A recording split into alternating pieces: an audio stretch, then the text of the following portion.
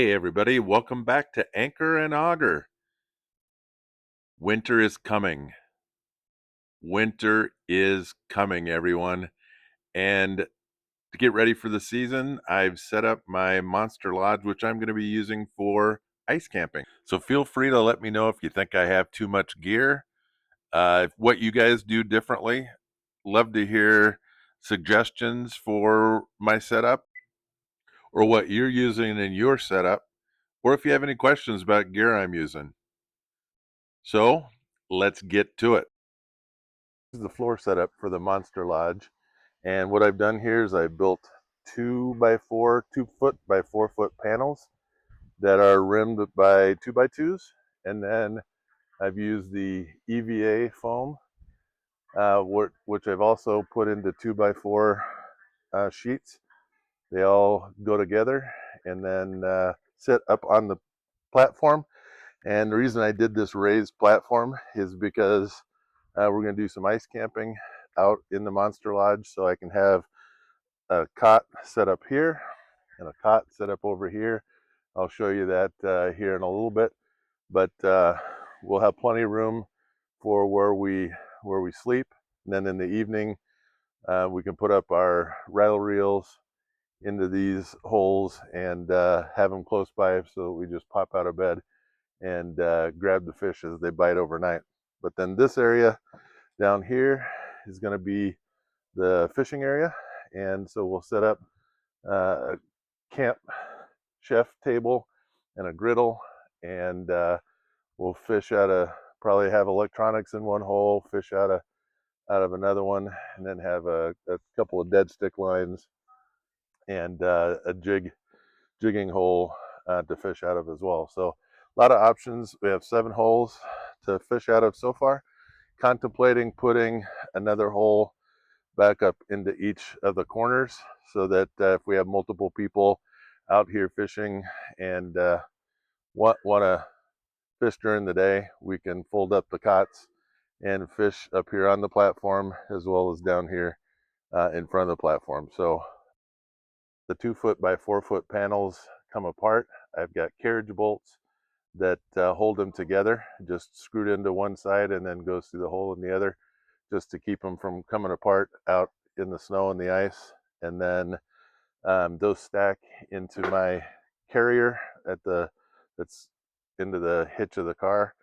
And then the foam mats, most of those will go in that carrier as well. What won't will go in the back of my SUV, and then we'll put everything else in the SUV and drive it out on the ice. So this will be need to have enough ice for driving out on.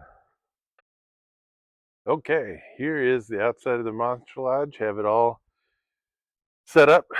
Takes with just one person, takes me about 5-6 minutes to get it all up and outside of the flooring that I set up.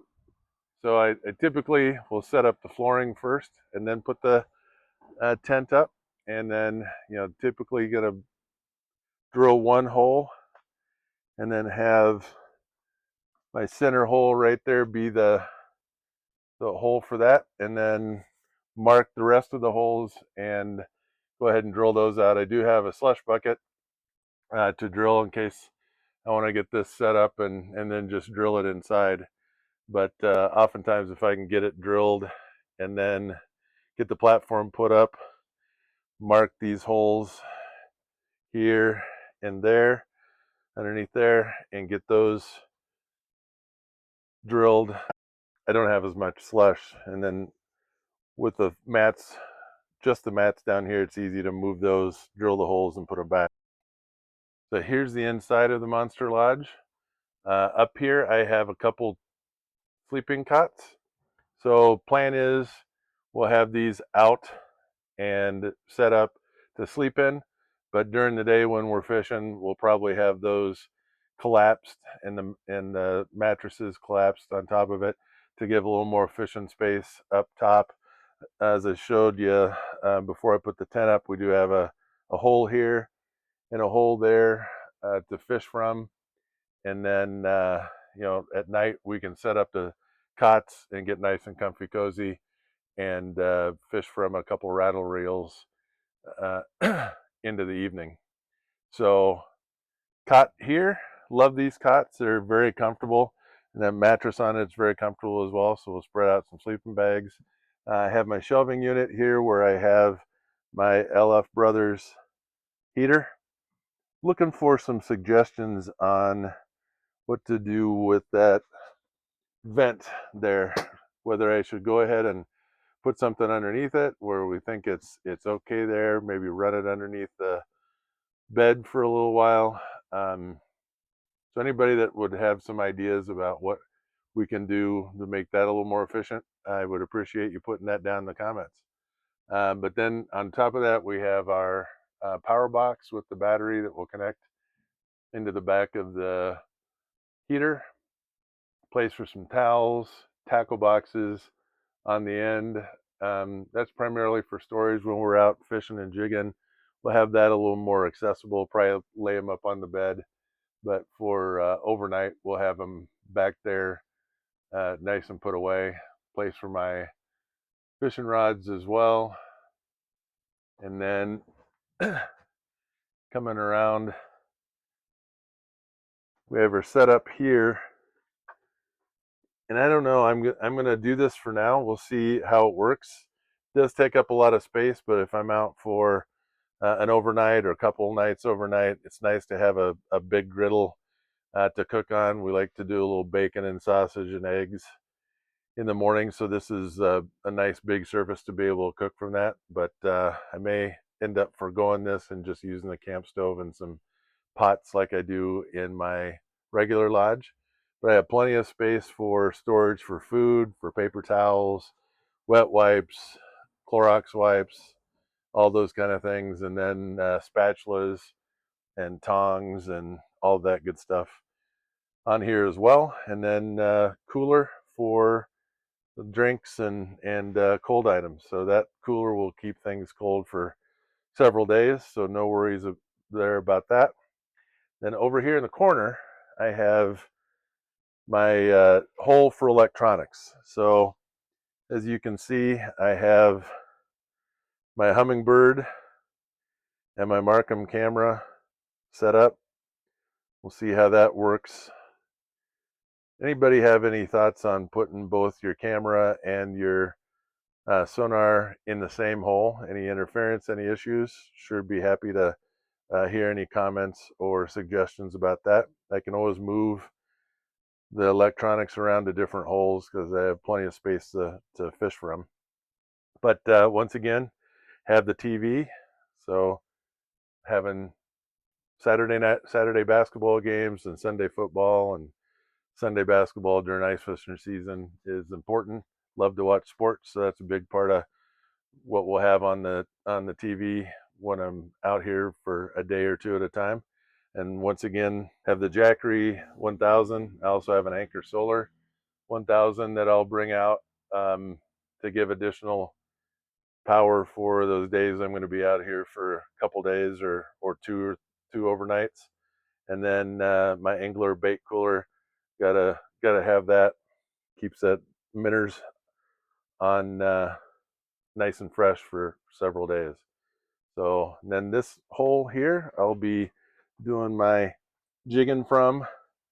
Then I have a hole over here for my son to jig through. So, and then I have a dead stick hole over here. And we'll see how that works. Over the long haul, may put the dead stick on a different set of holes, or like I was saying a little earlier, I might cut out a couple holes up in the corners, and with the cots folded up, we could dead stick up there as well. So here's my light. One of the lights, I have the same puck style lights that I had in the lodge, but this light on this tripod, I love these lights. I have a couple of them. They're super bright. These turn, so I can have it facing down if I need to illuminate the hole, facing up if I want to just create some ambient lighting.